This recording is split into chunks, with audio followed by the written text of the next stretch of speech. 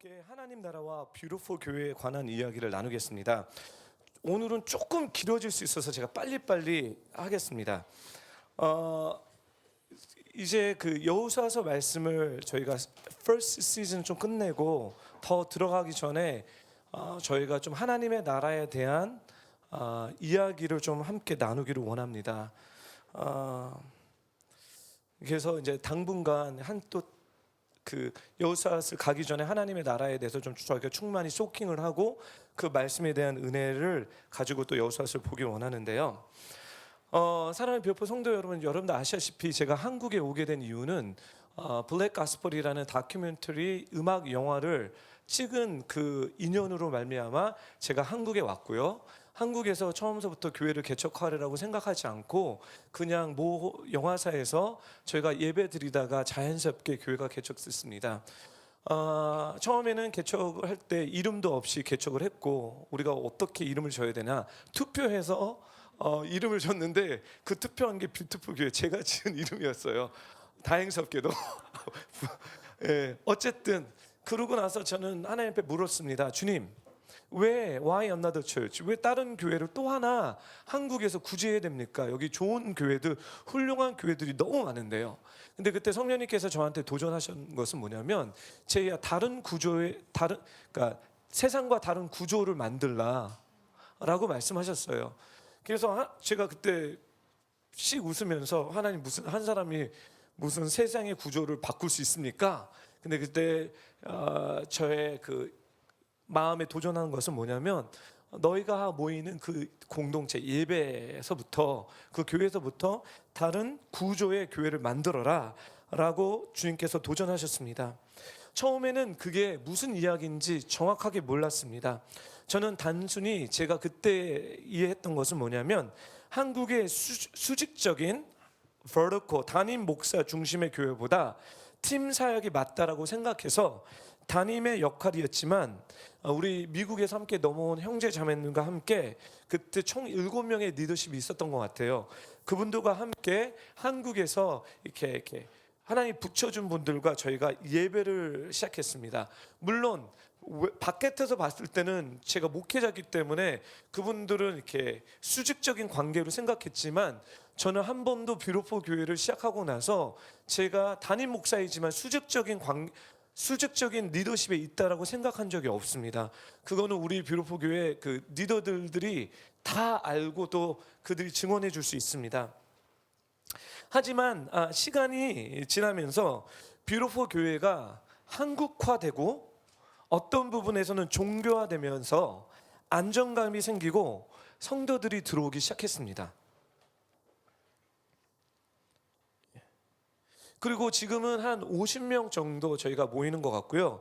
제가 작년서부터 하나님이 저희 교회에게 주신 마음은 뭐냐면 훌쩍 100명도 넘을 수 있겠다. 우리가 조직만 잘 경배하면 부흥이 오겠다라는, 이 부흥의 시즌, 열매의 시즌으로 들어가겠다라는 그런 마음을 갖고요. 또 한편으로는 2019년도에 제가 빨리 다른 장소를 위해서 기도해야 되겠다라는 나름대로 생각을 했습니다. 그래서 그리고 많은 성도님들이 저희 교회에 오는 이유는 여러 가지 이유인데 뭐 성경 공부가 좋습니다. 뭐 여러 차원이 있겠지만 우리 교회는 다른 교회에 달리 어떤 영역에서 되게 계시적이고 어떤 영역에서는 성령님의 운영되는 은혜가 넘치는 그런 교회라는 피드백을 제가 많이 받습니다. 예. 여기까지는 좋습니다. 그렇죠? 근데 그러준 저희의 중보자와 예언자들에게 하나님의 마음이 나누기 시작됩니다. 작년 말서부터요. 그게 뭐냐면 뷰티풀 교회는 성령님의 인도하심은 있지만 기름 부음이 없어졌다. 다시 기름 부음을 받아야 된다는 말씀을 받았습니다. 저는 이 말씀을 받았을 때 상당히 놀랬고요. 상당히 당황스러워했고요. 상당히 불안했습니다. 잘 보세요. 하나님께서 우리 교회의 중보자들과 예언자들에게 우리 교회는 성령님의 인도함은 있지만 기름 부음이 없어졌다라고 얘기했을 때 제가 이 교회의 리더로서는 상당히 충격적인 이야기입니다. 그래서 그것이 무엇인지 제가 이제 search out, 이제 찾기 시작했습니다. 그리고 2019년 10월쯤에 교회에서 우리 제 이름은 얘기하지 않겠습니다. 또 유튜브로 나중에 방송될 거기 때문에 하나님의 마음이 떨어졌는데요. 말씀 스킵하고 읽었으니까 그걸로 갈게요. 교회를 향한 예언이 떨어집니다. 우리 한 목소리로 한번 읽어볼까요? 우리 시작. 사방으로 나가라. 교회의 벽이 무너져서 세상으로 갈 수 있도록 브릿지가 되는 것이다. 그럼 어떻게 나가나? 하나님께서 말씀하실 것이다. 목사님께 물어보지 말고 하나님께서 말씀하실 것이다. 나가면 하나님께서 사람을 준비하실 것이다. 그리고 기도하고 나누면 하나님께서 그곳에서 만나줄 것이다. 상당히 예언이 저를 불편하게 하는 내용입니다. 담임 목사님에게 물어보지 말래요. 지금 50명도 제가 저희 리더십이 이렇게 양육하기를 이렇게 힘들어하는데 이 계시를 받아들이는, 이 마음을 받아들이는 게 뭐냐면 목사님에게 물지 말고 기도해서 나가라는 거예요. 근데 여러분, 예언이라는 것은, 하나님의 마음이라는 것은 여러분 잘 숙성시켜야 됩니다.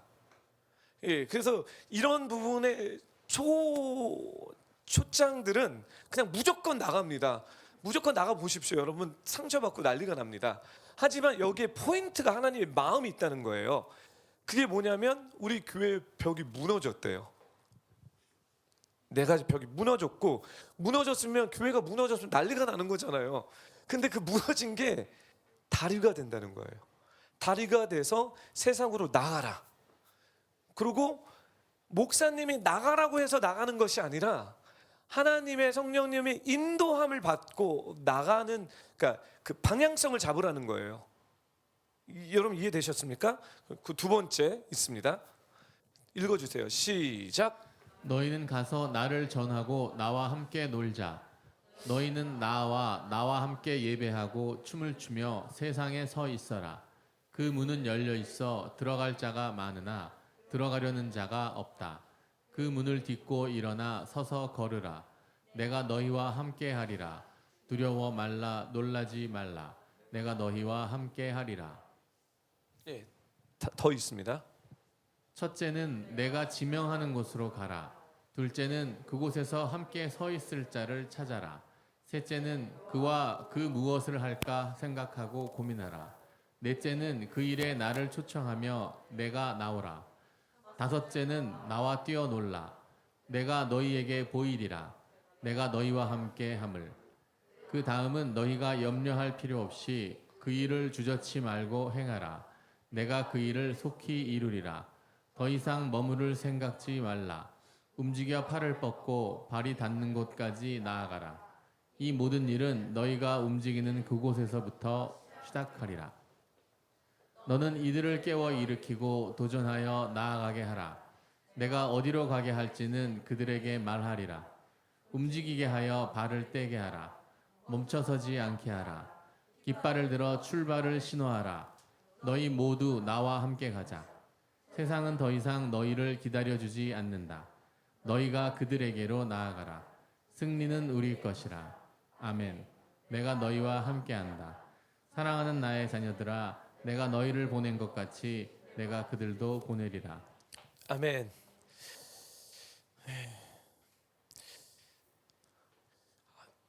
또 이 말씀을 받을 때 또 제 마음이 되게 힘듭니다.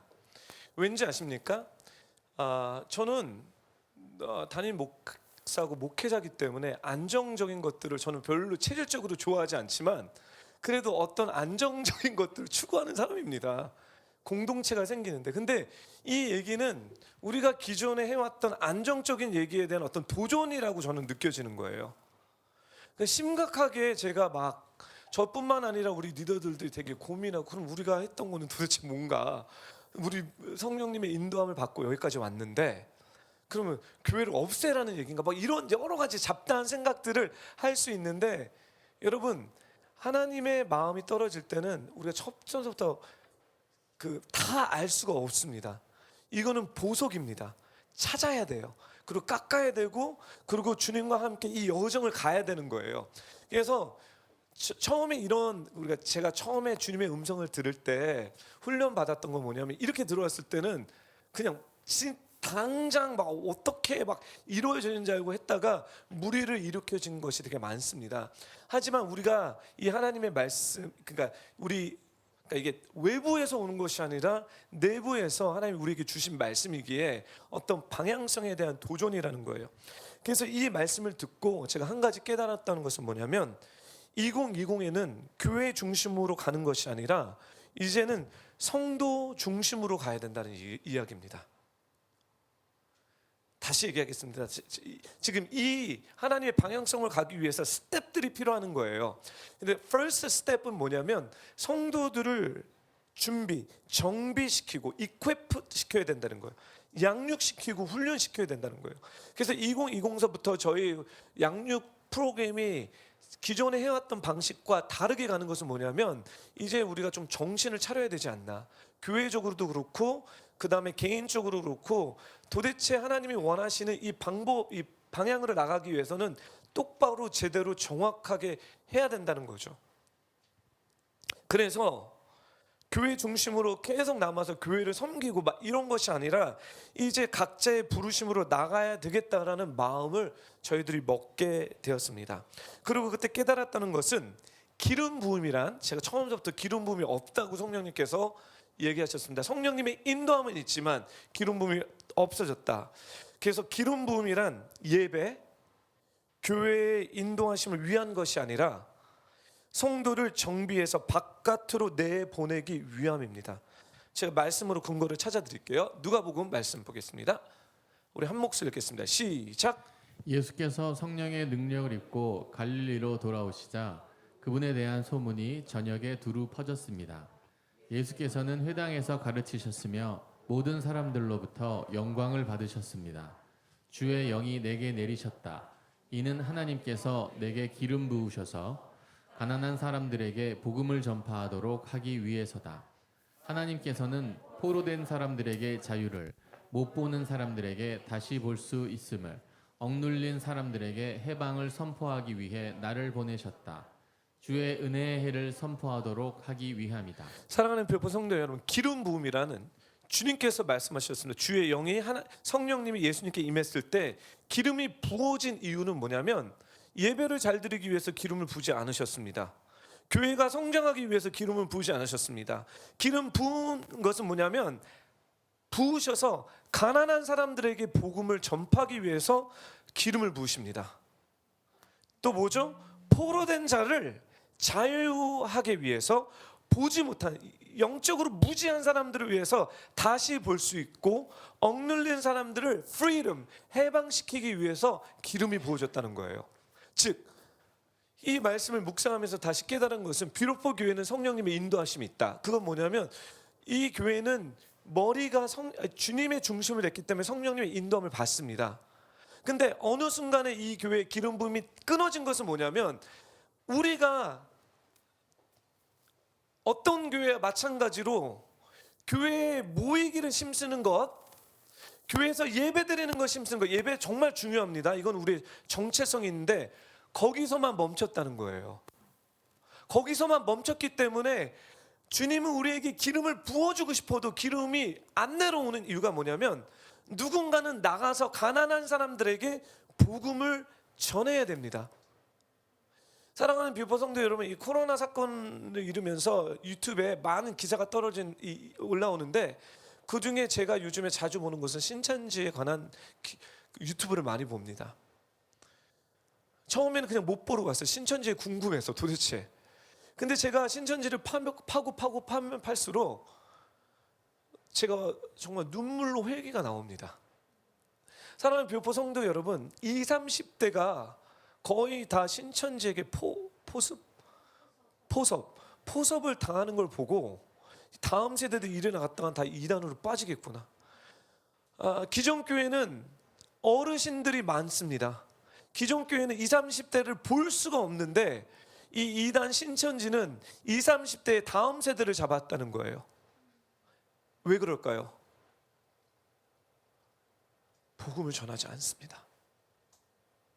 복음이란 게 뭘까요? 제가 복음에 대해서 많이 고민을 하는데, 사랑하는 불파 성도님, 복음이 그냥 예수 믿고 천당 가는 이런 복음을 나눴기 때문에 다음 세대들은 예수 믿고 천국 가는 거 그거 별로 재미가 없어요. 자기의 삶과 전혀 연관성이 없습니다. 근데 기존의 교회는 그냥 예수 믿고 천국 가래.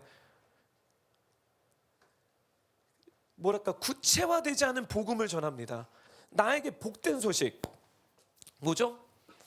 복음은 복된 소식인데, 20, 30대 이 다음 세대에 하나님의 복음이 뭐가 복된 소식이라는 이 구체적인 내용을 설명해 주지 않습니다. 종교적이 됐다는 거예요. 율법적으로 됐다는 거예요. 그러니 율법과 종교로 다음 세대를 복음을 전할 예수를 믿게 할 수 없습니다. 근데 우리 교회에게 성령님께서 도전하는 것은 뭐냐면, 내가 기름을 부으고 싶은데 뭐냐면, 그것은 교회 안에 있는 것이 아니라 하나님 우리의 부르신 곳에 가서 가난한 영원 구원을 해야 된다는 거예요. 그들의 필요를, 그들의 니드, 가난한 사람들에게 먹을 거를 먹여야 되고, 부족한 자들에게 필요를 내려야 되는데, 여기에 대한 구체적인 전략과 답이 뷰티풀 교회가 있을까요? 신천지를 보는데요, 대단하더라고요. 전략과 그 노하우가 정말 대단해요. 목적은 틀렸지만, 또 방법은 거짓말해서 사람을 포섭하는 것은 잘못됐지만, 그들은 한 사람을 포섭하기 위해서, 영혼을 그들 나한테 구원하기 위해서 얼마나 많은 에너지를 쏟고, 얼마나 많은 심사숙고와 얼마나 많은 기도와 얼마나 많은 성경 공부와 얼마나 많은 재정을 푸는지, 그러니 먹힐 수밖에 없겠구나. 물론 하나님께서 이 여정을 통해서 신천지를 다 드러내셔서 우리 한국 교회를 깨운다고 저는 생각합니다. 우리 회개해야 됩니다. 특별히 목회자들, 저는 회개를 정말 요즘 많이 하고 있습니다. 주님이 우리에게 말씀하신 것은 기름 부음을 받아서 이제는 가난한 사람의 복음을 전하고, 포로된 사람들에게 자유를, 못 본 사람들에게 다시 볼 수 있고, 억눌린 사람들을 해방해야 되는데, 이걸 하기 원하십니다. 그러고 보니 저희 교회 뷰티풀 교회 비전을 한번 다시 보겠습니다.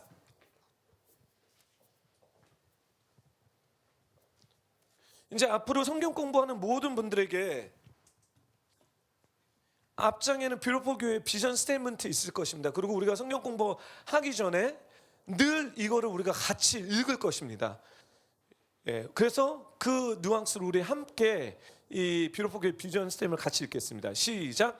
뷰티풀 교회는 인류가 죄 때문에 잃어버린 하나님의 자녀됨의 권세를 예수 그리스도의 사랑으로 경험함을 통해 회복하며, 온전한 하나님의 나라 복음을 깨달아 하나님의 대행자로서 각자의 부르신 영역, 7대 영역, 정치, 경제, 가정, 교육, 종교, 미디어, 문화 예술로 나아가 이 땅 가운데 하나님의 나라가 이루어지도록 함께 동역하며 연합합니다. 네, 이것이 우리 교회의 비전 스테이트먼트입니다. 네, 간단하게 설명하면요, 선십과 킹십이 저희 교회의 비전입니다. 하나님의 사랑을 경험하는 것. 우리 교회에 왔을 때 하나님의 그냥 개념적인 경험이 아닌 real encounter, 그 사랑을 느끼고, 그리고 주님의 살아계심과 역사하심과 주님이 우리를 향한 꿈과 데스티니, 이런 것들을 말씀과 예배를 통해서 경험합니다. 하나님의 DNA가 회복됐을 때, 이걸 통해서 하나님의 DNA가 회복됐을 때 각자의 데스티니, 부르심으로 나아가 하나님 나라의 복음을 나누며 하늘에서 이루어진 것을 땅에서 이루는 것이 우리 교회의 비전입니다. 즉, 성령님께서 말씀하시는 구조의 변화는 교회의 성도의 숫자의 부흥에 있지 않습니다. 이것은 올 것입니다. 근데 목표가 숫자가 1000명, 2000명이 아닌 교인들이 하나님의 사랑을 리얼하게 삶 가운데 류하게 경험하고 그 경험한 것 가운데 교회를 통해서 자기의 부르심에 세상으로 나아가는 것을 도와주는 것, 함께하는 것, 이것이 구조에 대한 변화의 도전이었습니다. 아멘. 이런 고민 중에 사랑하는 별포 성도 여러분, 제가 그 올해 1월 달인가 2월 달에 우크라이나 갔던 기억을 여러분 기억하시죠? 이렇게 고민한 중에 제가 우크라이나에 가서 선데이 아달라자 목사님의 HMT History Makers Training이라는 것을 가게 됐습니다. 처음에 제가 생각할 때 이걸 가는 것은 뭐냐면 다음 세대를 일으키기 위해서 재정 돌파를 하겠다는 그런 마음으로 제가 HMT를 집중했지만 막상 가니까 돈에 대한 얘기, 재정에 대한 얘기가 아니었습니다. 여기에 핵심적인 얘기는 하나님 나라에 대한 도전이었습니다. 그리고 저희 교회에서 가고자 하는 방향성, 이 영적인 이 우리 비전과 어떤 계시적인 메시지의 방향성을 정말로 구체화해서 선데이 아잘라자 목사님 하나님 나라 대세 교회인가 그 엠베서리 처치인데요. 그 교회는 10년 전서부터 그 일을 7년인가 10년 전서 오랫동안 그 일을 해와서 성공적인 모델을 만들어 놨다는 거예요.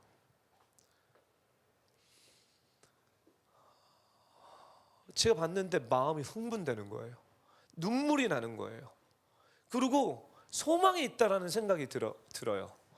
제가 한국 교회 또 우리 교회를 봐도 사람들이 막 방향성에 대해서 이야기를 하고 있지만 많은 사람들이 비판적인 얘기를 많이 하고 있지만 방향 제시 구체적인 답은 제시하는 것을 듣지를 못했습니다. 제 마음에도 그 부분에 너무 갈증이 났고요. 그리고 어느 한 부분에 뭐 어떤 사람은 가정 사역을 해야 된다, 어떤 사역은 뭐 예배를 집중해야 된다, 이렇게 팔트펠트로 했지만 제가 막상 우크라이나 선대 아달라자 목사님을 만나고 그 교회를 만났을 때 이건 샘플링이에요. 그리고 전 세계 부흥은 이렇게 오겠구나. 제가 이걸 깨닫게 됐습니다. 그게 무엇이냐면 선데이 목사님께서 가르쳐 주신 복음이라는 것은 구원 복음이 아닌 하나님 나라의 복음입니다. 다시 얘기하겠습니다. 구원 복음이 아닌 하나님 나라의 복음입니다. 그러면 그것이 무엇인지 좀 여러분들과 함께 설명하겠습니다. 우리 다시 이 말씀을 한 목소리 읽겠습니다. 시작. 요한이 감옥에 갇힌 뒤 예수께서는 갈릴리로 가셔서 하나님의 복음을 선포하셨습니다. 때가 찼고 하나님 나라가 가까이 왔으니 회개하고 복음을 믿으라. 하나님 나라의 복음을 믿으라는 것입니다. 그러면 우리는 구원 복음에서 하나님 나라의 복음으로 메시지를 바꿔야 된다라고 도전하십니다. 구원 복음은 천국 가기 위해서 믿는 복음입니다. 예수 믿고 천국 가는 복음을 말합니다. 구원 복음에서 우리가 구원 복음을 갖고 있으면 실제적으로 두 가지 문제가 생깁니다. 구원 복음을 이 한국 교회가 가르쳤기 때문에 다음 세대를 다 놓친 거예요. 그 이유가 왜냐하면 구원 복음에서는 첫 번째, 사람이 왜 변화되지 않는지라는 답을 주지 못합니다. 왜냐하면 믿고 천국 가는 것이 땡이기 때문에 사람이 변화돼야 되는 이유를, 동기부여를 말씀을 통해서 해줄 수가 없습니다. 그래서 많은 사람들이 이 한국 교회에서 하나님 그 구원 복음을 가르쳤기 때문에 예수 믿고 천국 가지만 삶이, 죄송합니다, 개판인 목회자와 장로와 집사와 성도들이 많다는 거예요. 상관없습니다. 나는 예수 믿었어. 되게 이기적인 신앙생활을 합니다. 구원 복음은 삶의 변화를 가리킬 수가 없습니다. 그래서 구원 복음에서는 칭의의 복음은 강조되지만 성화의 복음은 가르칠 수가 없어요. 거기에 대한 동기부여가 떨어집니다. 두 번째, 구원 그 이후의 삶을 이야기하지 않습니다.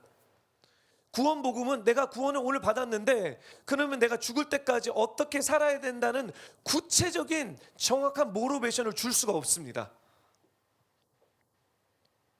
우리가 구원 복음을 받았기 때문에 이런 두 문제에 걸릴 수밖에 없는데, 예수님께서는 이 땅에 오셔서 구원 복음을 전하지 않으셨고 하나님 나라의 복음을 전하셨습니다. 하나님 나라의 복음을 믿을 때 생기는 것이 무엇이냐면 하나님이 우리 아버지라는 이런 연결고리, 관계를 도전합니다. 하나님 아버지와 연결되는 personal relationship을 갖게 될 수밖에 없습니다. 그래서 예수님도 Our Father who art in heaven, 한국말로는 번역이 잘못됐습니다. 하늘에 계신 우리 아버지로 번역됐는데 오리지널 히브리어와 미국은 잘못했는데 잘 번역했는데 아버지 하늘에 계신 분입니다. 예. 하나님 나라의 복음을 이야기할 때는 가장 우선순위가 뭐냐면 하나님이 누구신지에 대한 얘기가 먼저 나옵니다. 우리 하나님은 우리의 아버지이십니다. 할렐루야. 그렇기 때문에 개인의 관계에서는 아버지와 초점을 맞추지 교회 중심으로 초점을 맞추지 않는다는 거예요. 구원 복음은 교회 중심에 초점을 맞추지만 하나님 나라의 복음은 아버지이신 하나님께 초점을 맞춥니다. 이것이 종교와 살아계신 하나님의 관계의 차이점입니다. 그러면 하나님 나라의 복음은 무엇입니까? 첫 번째, 하나님 나라의 복음. 하나님이 주인으로 다스리시는 복음입니다. 하나님이 주인으로 다스리신다는 이게 복음이에요. 하나님이 다스린다는 것이 이게 굿뉴스, 좋은 소식입니다. 이게 뭐냐면 하나님 나라는 하나님의 통치가 진행되는 모든 영역을 말합니다. 사랑하는 뷰포 성도 여러분, 이 코로나 사태가 대구에서 또 우한에서 시작돼서 우리가 걱정과 두려움에 되게 많이 있죠. 그렇죠? 있는데 여러분 있을 수 있는데 본질적으로 여러분은 그럼에도 불구하고 하나님께서 이 모든 상황을 다스리신다라고 여러분 믿으십니까? 지금 이런 도전입니다.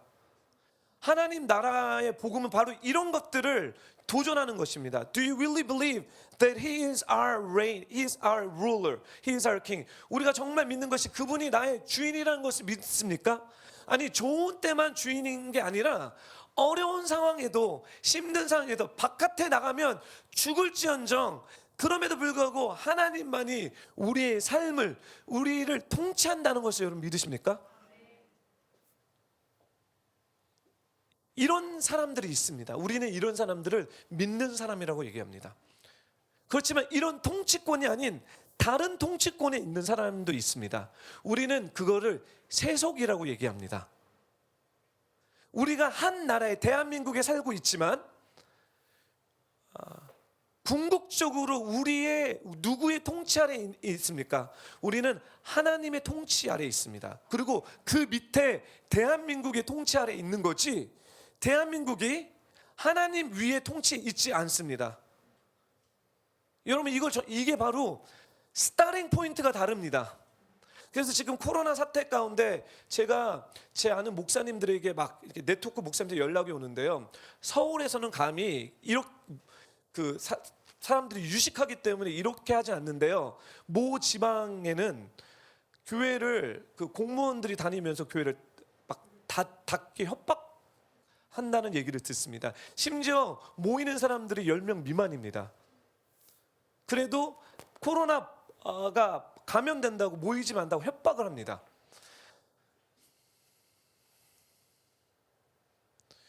정치권이 통치권이 다른 사람들은 너무 당연하다고 생각합니다. 그럼 제가 반대로 물어보겠습니다. 여러분 일은 왜 다니십니까? 삼성 문 닫아야 되겠네요. LG 문 닫아야 되겠네요. 목사님 그러면 그건 너무 치우칩니다. 그건 너무 안 됩니다. 잘 보세요. 어떤 베이스로 우리가 생각하기에 이거는 되고 이거는 안 된다는 얘기예요. 먹고 사는 것은 어쩔 수 없기 때문에 내가 해야 된다라는 그 생각의 뿌리는 어디서 왔냐는 거예요. 하나님의 나라를 우리가 얘기했을 땐 지금 이런 가장 민감한 이슈를 주님의 세계 하나님 나라와 사단의 세계 세속의 세계가 부딪힐 때 그런 갈등의 구조에 들어갔을 때 Who will be your king? 우리의 왕이 누구냐라는 이 엄청난 치열한 전쟁을 저희는 할 수밖에 없습니다. 근데 정말 하나님을 하나님으로 모시지 못하는 사람들은 환난과 어려움이 오면 다 쓰러집니다.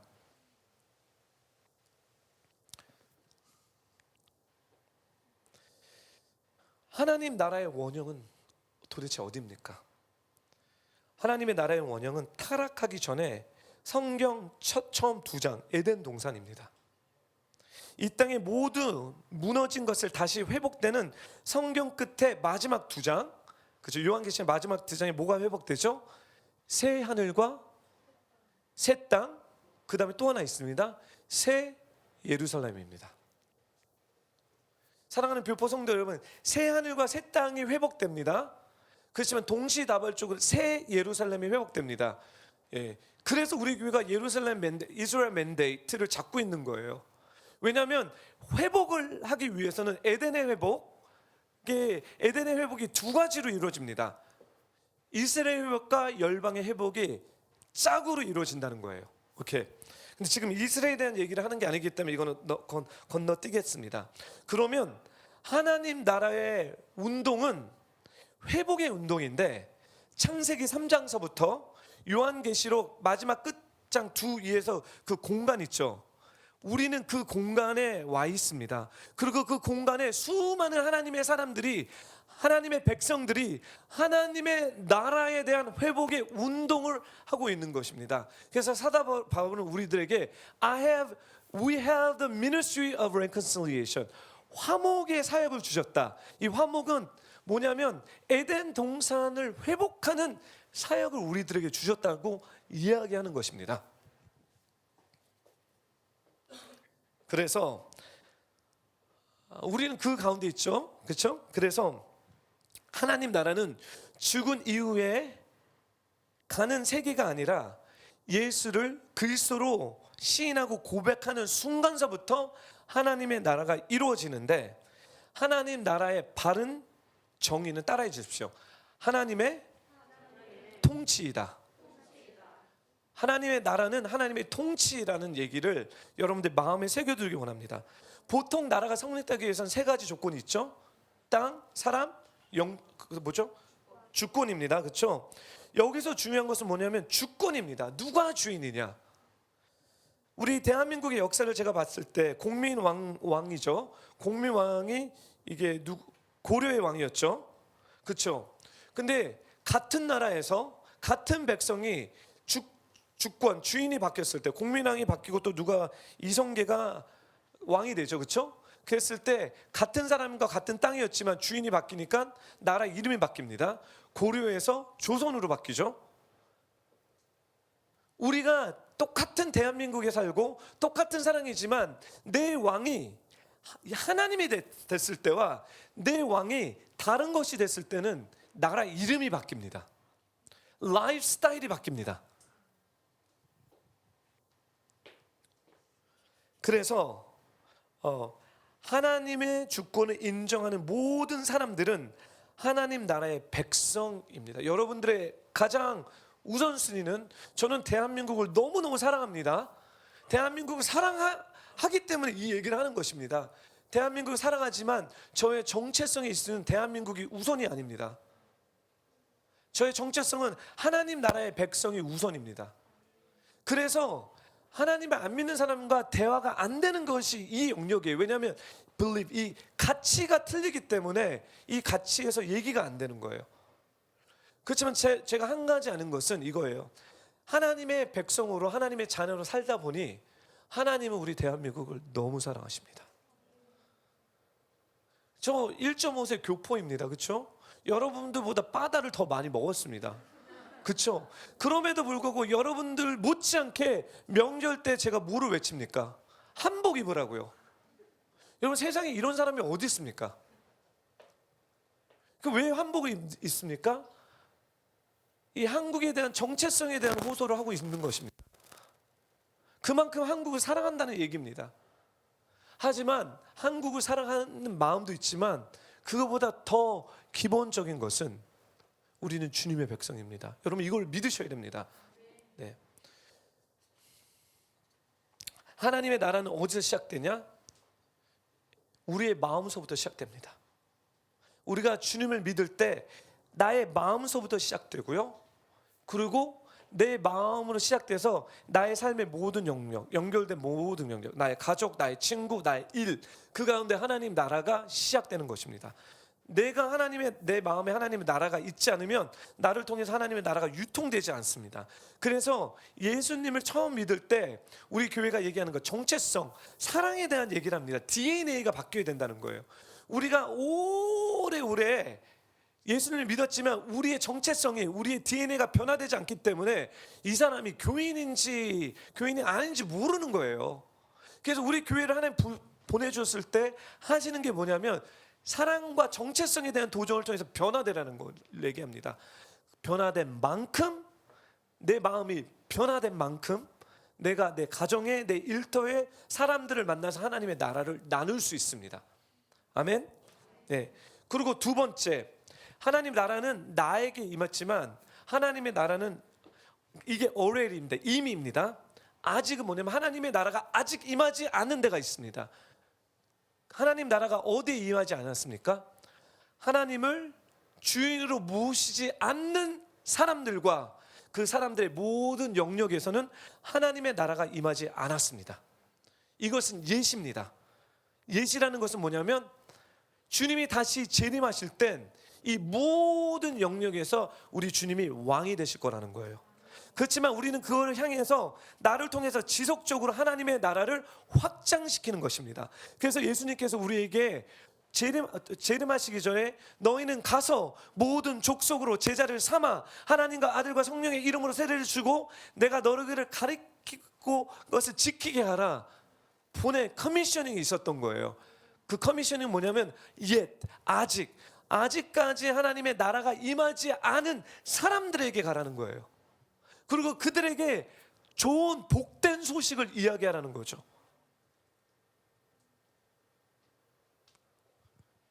교회는 그거 하지 않습니다. 교회는 교회에서 모여서만 그 얘기합니다. 이제는 우리의 패러다임이 전환되어야 됩니다. 이제는 우리의 생각의 틀이 바뀌어져야 됩니다. 그러기 위해서 내 자신을 성찰해야 됩니다. 지금 제가 요새 가장 제일 많이 하고 있는 게 뭔지 아십니까? 자기 개발을 제일 많이 하고 있습니다. 그리고 제가 한 가지 알았던 게 교회는 자기 개발을 시키는 교육센터가 되어야 되는구나. 즉 다시 얘기하냐면 뭐냐면 여러분들을, 교인들을 최고의 경영자, 최고의 리더십을 만들어야 되겠다. 그래서 하나님이 저한테 주는 그 프레이즈는 백만장자의 교육이라는 거예요. 선데이 아잘라자 목사님이 도전한 게 뭐냐면 백만장자들은요 우리들과 같은 그런 교육의 시스템에 들어가서 배우지 않습니다. 다른 교육 시스템이 있습니다. 여러분 아십니까? 우리는 공교육에 막 끊임없이 파이가 100%라면 부유한 백만자들, 지금 이 세상을 다진 사람들이 이 파이를 다 잡고 있는데요. 다 잡고 레스트 10%, 5% 안 되는 걸 갖고 레스트 오브 더 많은 사람들이 그걸 열심히 피와 땀과 생명을 넣어서 거기 파이를 먹고 있다는 거예요. 이제 이 패러다임을 바꿔야 되겠다. 그래서 우리 뷰포 교회의 양육 시스템을 백만장자의 교육 프로그램보다 더 탁월하게 돼서 명품 교육 프로그램을 만들어야 되겠다. 지금은 여러분 제가 막 이렇게 들으려고 사인했지만 저는 비전을 꿈을 갖습니다. 줄 서서 제발 목사님, 저는 그때 얘기도 안 할 거예요. 우리 사역자들 제발 듣게 해주세요. 우리 자녀들을 이거를 보내게 해주세요 라고 돈을 이렇게 쌓아도요. 죄송합니다. 지금 라인이 너무 많아서요. 좀 기다리셔야 됩니다. 이게 제 비전입니다. 왠지 아십니까? 이제 교인들을 세상으로 보내야 된다고 생각하니 제 어떤 마음이, 우리가 진짜 나가면 지금 코로나 때문에 막 흩어졌는데 정말 여러분 몇 성도가 제대로 하고 있을까? 제대로 하고 있는다는 것은 빛과 소금의 영역으로 세상을 변화시키고 죽음에게 있는 영역에게 생명을 유통시키고, 그렇죠? 두려움에게 있는 사람에게 소망을 주고, 가난한 자들에게 먹을 걸 주면서 인생을 이렇게 살아야 된다면서 전략과 계시와 방법을 줘서 돈 많은 사람 말고요, 좀 부유하게 살 수 있게 몇 명이 만들 수 있을까? 목사님 그냥 저 혼자 사는 것도 너무 힘듭니다. 저만 잘 되기만. 이런 나약한 이야기는 집어 던져야 됩니다. 주님 말씀하십니다. 세상은 이제 너희를 기다려주지 않는다.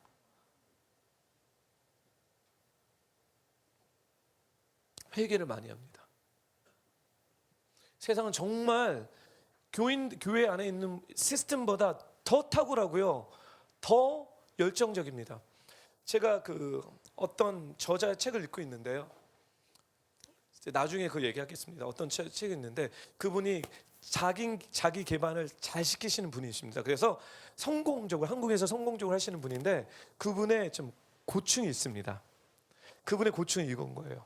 뭐냐면 사람들이 등록해서 자기 개발을 하기, 자기가 갖고 있는 게 그냥 세계적으로 베스트라고 이분은 생각해요. 제가 봤을 때도 되게 탁월합니다. 근데 이분의 고충은 뭐냐면 자기가 개발한 것을 배우기 위해서 사람들이 몰리는데 비싼 돈을 주고 배워요. 거의 뭐 몇백만 원씩 주고 배우더라고요. 전 이런 세계가 있는지도 몰랐어요.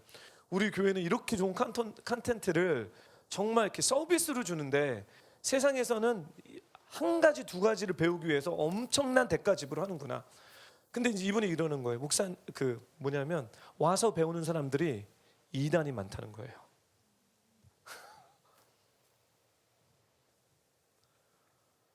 그래서 딜레마는 뭐냐면 자기가 가르쳐야 되는지 말아야 되는지 몰라서 스족을 한다는 거예요. 와, 되게 열심히로 사는구나. 너무 게으르구나. 제가 요즘 도전 받는데 아침형 라이프스타일을 살려고 꾸준히 구박하는 사람이 있습니다. 새벽 6시에 일어나야 된다고. 미치겠어요. 저녁에 일찍 자야 되거든요. 근데 왜 아침형을 살게 되면 그 시간을 나를 향해서 개발할 수 있는 시간을 구축하라는 거예요. 이 얘기가 하나님 나라와 매칭이 되는 겁니다. 내가 이 복음을, 좋은 것들을 나누기 위해서 내가 먼저 준비돼야 된다는 거예요. 사랑하는 뷰포 성도 여러분, 여러분들이 준비하셔야 됩니다. 여러분이 지금 갖고 있는 것이 It's not enough. 여러분, 우리가 교회에서 오래 배웠지만 이제는 그냥 개념적이고 막 영적으로 그냥 하늘에서 둥둥 떠나가는 그걸 다 내려놓고 그거를 구체화하는 것들을 저희가 배워야 되고 알아야 되고 적용해야 되고, 이것을 통해서 가난한 사람들에게, 눌린 사람들에게, 어둠에 있는 사람에게 도전해야 되는 때입니다. 그래서 교육을 해야 됩니다. 그래서 배워야 됩니다. 시간이 이렇게 많이 지나갔네요. 제가 빨리빨리 지나가겠습니다. 썬데이 아잘르즈 목사님이 이걸 하기 위해서 두 가지 이야기를 하십니다. 그래서 나중에 더 디테일하게 얘기할 텐데 이거 그냥 하지 마시고요. 제가 설명을 할게요. 예수님께서 이 땅에 오셔서 십자가에 못 박힌 사건은 뭐냐면 하나님 나라를 이 땅에 이르게 하기 위해서인데, 첫 번째는 뭐냐면 인간의 아담의 죄를 구속하기 위해서입니다. 하나님의 근데 예수님은 이것뿐만 아니라 두 번째, 이거는 생소할 수 있습니다. 땅에 대한 회복입니다. 땅에 대한 회복입니다. 이거 넘겨주실래요?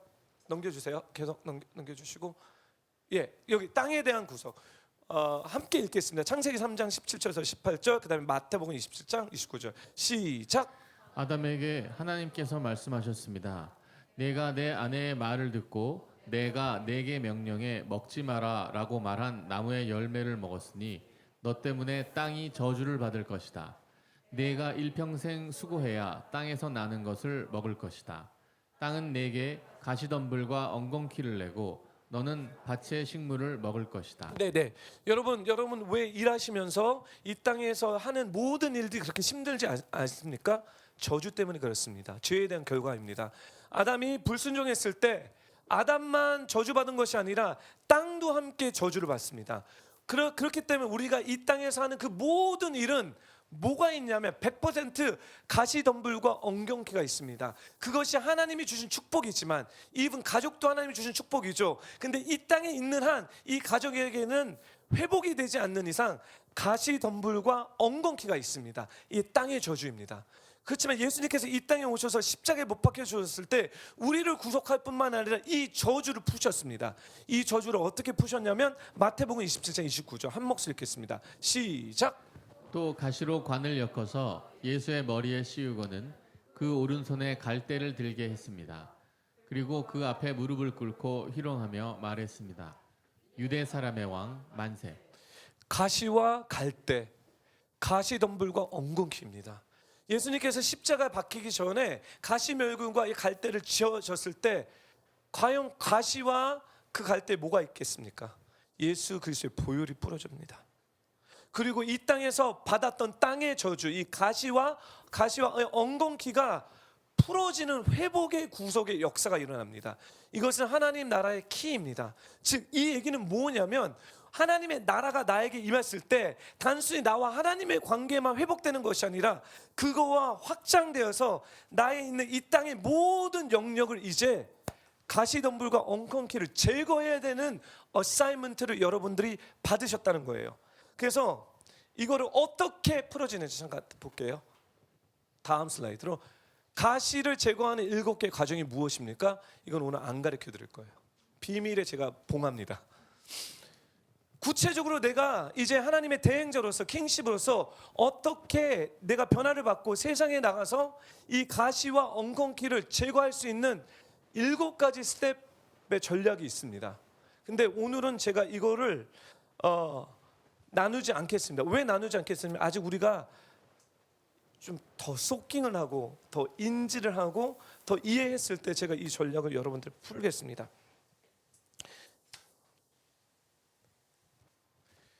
말씀을 마칠게요. 좀 한 5분 정도 제가 좀 시간을 주세요. 우크라이나 제가 말씀을 마치면서 여러분들에게 우크라이나에서 있었던 저 개인의 간증을 하겠습니다. 우크라이나에 맞는 건데 우크라이나는 키예프에 갔습니다. 할 게 없는 거예요. 할 수 있는 시간도 없어요. 너무 빡세갖고요. 아침 8시서 뭐 새벽 7시인가 7시부터 일어나서 저녁 늦게까지 막 세미나예요. 제 인생의 세미나를 그렇게 빡세게 돌린 적이 별로 없는데 진짜 빡세게 돌렸어요. 그래서 육체적으로는 되게 피곤한데 말씀은 정말 제 방향성이니까 마음은 뜨겁고 성령 충만하고 한 가지라도 더 배워서 내가 가야 되겠다.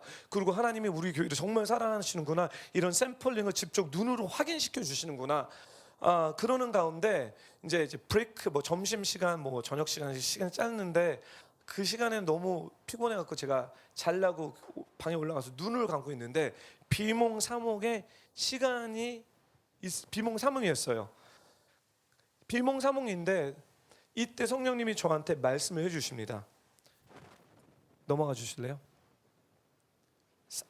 돌아가 주세요. 돌아가 주세요. 예, 사역은 추식이다. 사역은 추식이다라는 얘기를 하십니다. 사랑하는 교포 성도 여러분, 저는 교포기 때문에 한자를 모릅니다. 하나님이 요새 저한테 비몽사몽할 때 한자로 말씀하셔갖고 사역은 추식이다라는 얘기해서 보겠어요. 사역은 추식이다. 추식이라는 것은 뭐냐면 농업에 쓰는데 가을 심기, 가을에 작물을 심는 일, 가을 심기의 순화입니다. 넘겨주세요. 그래서 제가 리서치했죠. 어떤 계시와 어떤 하나님의 마음이 주실 때 그냥 갖고 있는 것이 아니라 이거를 스터디 하셔야 됩니다. 기도하고 묵상하고 스터디 하면 되는데 추식이란 말 그대로 가을에 심는 구근을 말해요. 그런데 왜 하필 가을에? 그냥 따뜻한 봄날에 심으면 안 되는 걸까요? 결론적으로 말씀드리면 될 수도 있고 안 될 수도 있어요. 추식 구근은 저온을 겪어야 꽃을 피울 수 있기 때문에 저온 처리가 되어 있는 구근을 한다면 봄에 심어도 가능하겠지만 실온에서만 보관되면 구근이란 불가능합니다. 이거예요.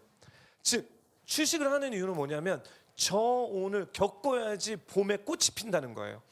저온을 겪지 않는다면 꽃을 피울 수 없다는 거예요. 이때 깨달았어요. 사역은 추식이다. 사랑하는 교포 성도 여러분, 교회 안에서만 있으면 꽃을 필 수 없습니다. 성령님이 이 얘기를 하시는 거예요. 교회는 너무 따뜻합니다. 교회는 조금만 심한 얘기해도 시험 들었다고 우리가 막 하는데요. 세상은요 살벌합니다. 세상은 차갑습니다. 세상은 정확합니다. 하지만 우리가 진정한 그리스도인으로서 하나님의 자녀로서 꽃을 피우기 위해서는 이 모든 사람들이 사회에 나가야 됩니다. 세상에 나가서 이 온도를, 이 차가운 것들을 경험해야 됩니다. 특별히 우리 사역자들 너무 무딘 것 같아요. 교회 안에서만 저 있는 거 너무 무딘 것 같아요. 너무 약해요. 너무 나약해요. 저도 너무 나약하다고 생각해요. 저도 한 기질이 있다라고 생각하는데 저도 너무 나약하다고 느끼는 거예요. 부딪혀야 됩니다. 정말 하나님이 원하시는 마지막 때의 출세를 이루기 위해서는 우리 안에서 모여서 우리만 잘 사는 이 따뜻한 데 온실에 있으면 안 됩니다. 가십시오. 하나님 부르시는 것 같아서 부딪혀서 그곳에서 생고생을 해봐야 돼요. 내 믿음이 도대체 얼마만큼 있는 것이 내 믿음인가? 나는 얼마만큼 주님을 믿을 수 있는 건가? 또 나는 얼마만큼 이 프레셔, 이 위기 가운데 내가 생존해 주님을 믿는 믿음으로 생존할 수 있나? 지금 추식, 사역은 추식이라는 거예요. 그래서 하나님 자꾸 보내라는 얘기를 하는구나. 그렇습니다. 두 번째, 추식한 거는 보통 10월에서 11월에 심습니다. 그래서 서리가 하나님 보내실 때요, 꽁꽁 얼어붙은 서리가 내린 땅을 보내지 않습니다. 그거 전에 보내요. 그거 전에. 그러니까 하나님 우리 보내실 때, 성령님이 우리 인도하실 때는 여러분이 거기 가서 죽을 때를 안 보내실 거라는 거예요. 그 전에 심어서 서리가 내릴 거라는 거예요. 그거를 한 시즌, 의인은 믿음으로 살았기 때문에 믿음의 여정을 다 곧두루 하셔야 됩니다. 우리 다음 계시로 갈게요. 이거로 끝나겠습니다. 또 두 번째, 성령님이 저한테 비몽사몽 가운데 오기 전 며칠 날 호진이라는 말씀하십니다. 호진. 또 찾아봤어요. 호진은 뭐냐면 대호의 오랑캐 이름의 호, 수용호입니다. 분량을 헤아리는 데 쓰는 그릇, 또한 부피의 단어. 오랑캐 이름 수염, 구란내들 뭐 이런 얘기고, 진은 티끌진입니다. 티끌, 시간, 유업입니다. 그렇죠? 뭔가 하나님 말씀하시는 것 같은데 이게 풀려지지 않고 제가 몇 주를 묵상했습니다. 다음 부분을 볼게요. 다음 있나요? 없군요. 호지는 뭐냐면 북풍에서 바라오는 먼지바람입니다. 그렇게 이해해야 되는데, 북풍에서 바라오는 먼지바람은 이런 거예요. 하나님이 사역은 추식이다 얘기했어요. 우리가 정말 이걸 준비한다면 이제 북쪽에서 오랑캐의 먼지바람을 통해 갖고, 그렇죠? 한 시즌에 여러분 기억나죠? 무슬람이 세계를 장악했을 때 오랑캐들이 일어나서 무슬람을 막아냈어요. 즉 성령님이 저한테 어떤 말씀을 해주시냐면, 이제 내가 먼지때 같은 다음 세대를 일으키는데 때가 참 분량이 차야 되고 호진을 해야 됩니다. 출식을 해야 됩니다.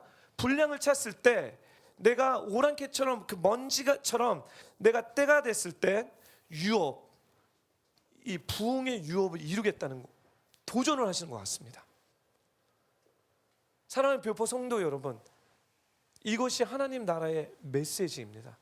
우리 교회 가운데 우리 교회가 나아야 될 방향성이 뭐냐면, 각자는 우선 내가 주님의 DNA를 경험해서 주님의 사랑을 경험하고, 그리고 부르심에 나갈 수 있도록 내 자신을 훈련시켜야 됩니다. 구체적으로 종교적인 훈련이 아니라 말씀의 근거로서 구체적인 훈련.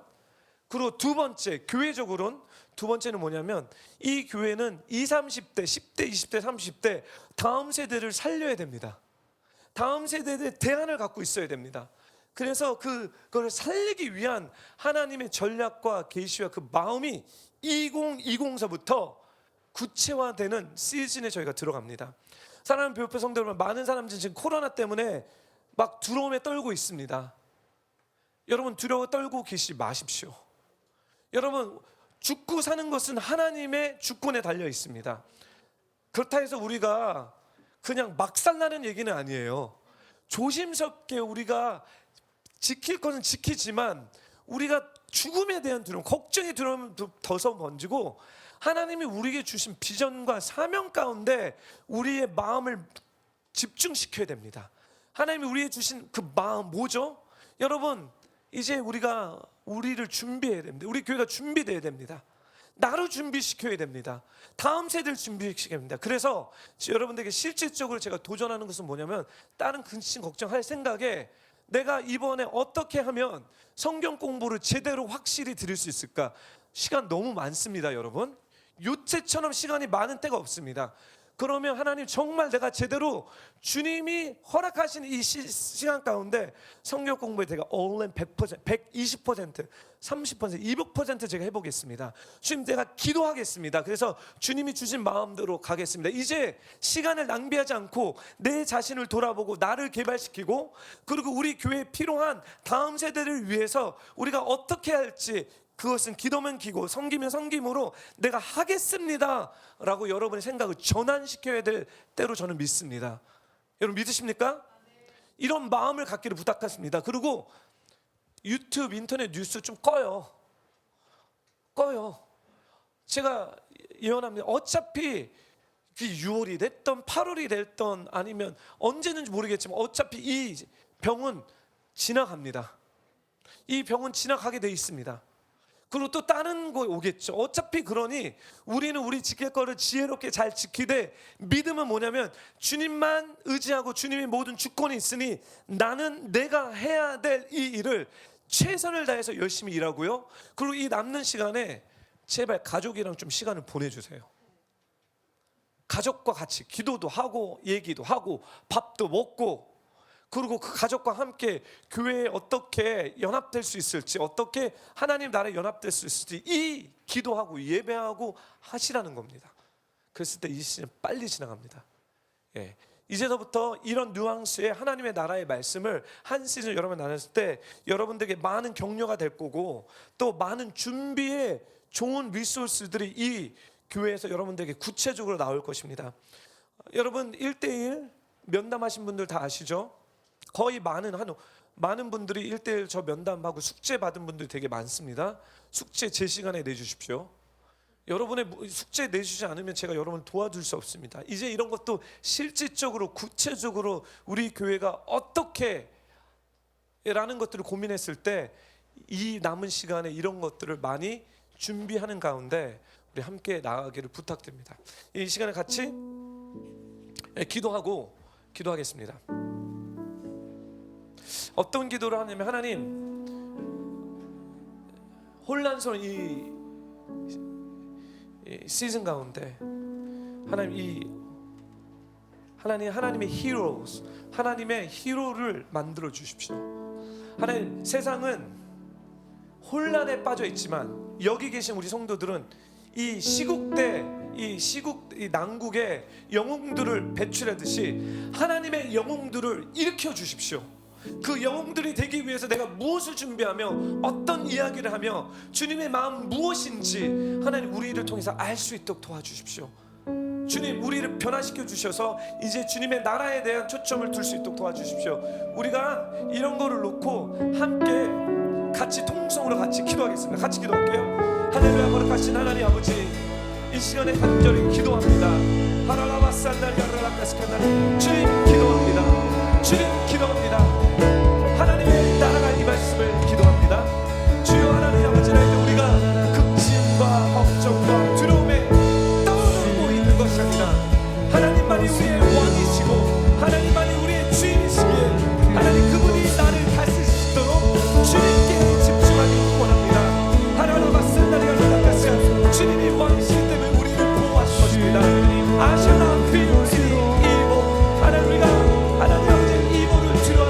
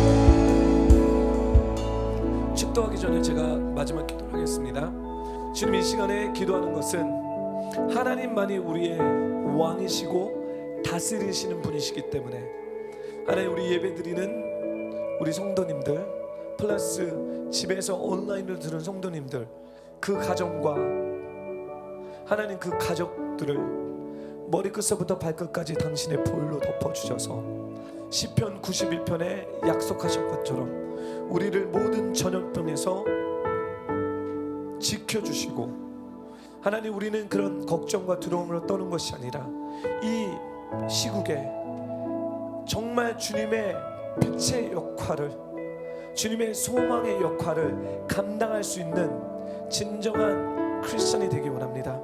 하나님, 어저께 우한의 도시에 하나님 전염병이 도는 그 상황 가운데 하나님 마스크를 쓰고 장비를 쓰면서 자신이 기독교인이라는 것을 이야기하며 하나님 그 마스크를 사람들에게 나눠주는,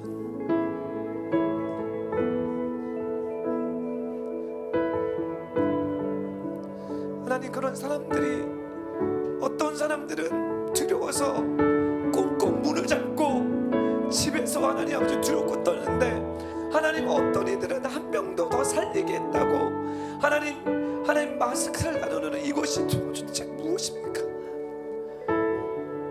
주님, 하나님 우리에게 주님의 마음을 주십시오. 주님, 우리에게 주님의 마음이 무엇인지 가르쳐 주십시오.